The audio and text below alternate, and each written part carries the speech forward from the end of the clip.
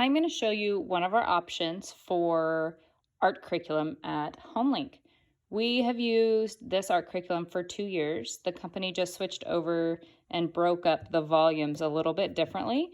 But what's great about it is they added these DVDs in the volumes, and it allows you to put it on and they teach the lesson to your child.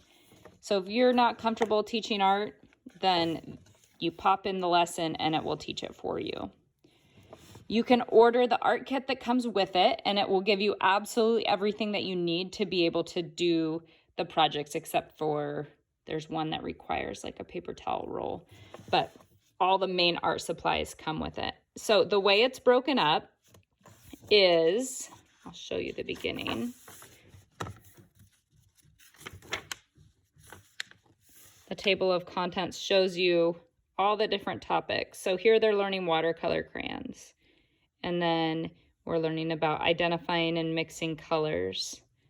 They're using construction paper and oil pastels, and they learn how to use all these. So they're not just scribbling on the page. They learn different techniques on blending and how to properly use them. And there are multiple techniques for using different materials, and they teach a lot of those throughout this. So this just shows you the materials you would need for this specific volume.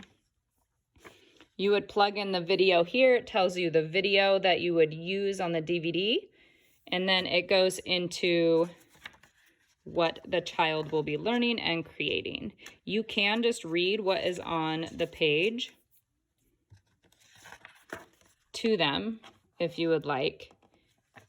And it talks about composition here.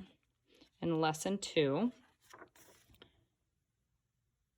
it gives you often an example of a child at a specific age, because you know a 6, 7, 8-year-old, 9-year-old's not going to create what they're showing in their step-by-step.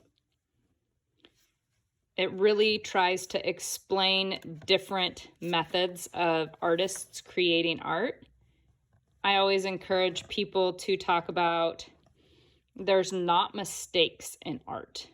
And that's one thing I wish they discussed even more in here. They touch on it a little bit, but that we all create mistakes and we just need to continue working through it, because often those mistakes are even better than what we originally thought.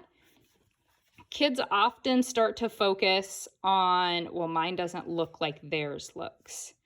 And that's okay if theirs does not look like this looks. We don't want that. You can teach anybody to draw or paint perfect. And by perfect, I mean realistic. But you can't teach anybody to create like your child can or like you can. And that's the important thing when using this curriculum, is talking to them about, well, you're an artist. You create similar to what you're seeing. We're learning the lesson in the book, but you create your own thing. So it's broken up really well. Some kids really love the different lessons. Some don't like what they're asked to draw. We alter it then. If we're doing a landscape and they're really not enjoying what was suggested, we'll go to the park and then try to draw a landscape from things at the park. So you do have the ability to alter things a little bit based on the lesson that they're teaching. So that was volume 1. Volume 2 has a lot more play and sculpture and hands-on stuff, which my kids really, really enjoy.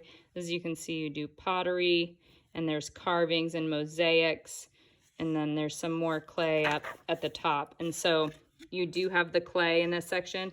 Our clay was a little bit firm, so we had to add a bit of water, but the Prismacolors for the chalk are great and all kinds of fun.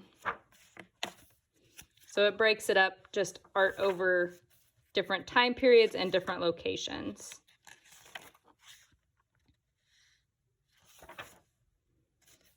Creating lots of sculptures.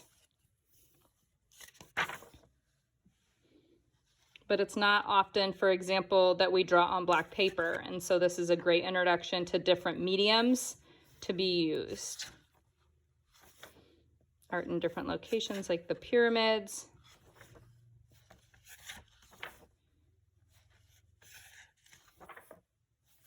We try to take a lot of our art outside so our kids can enjoy the nice weather and observe things around them as opposed to just what's in a book.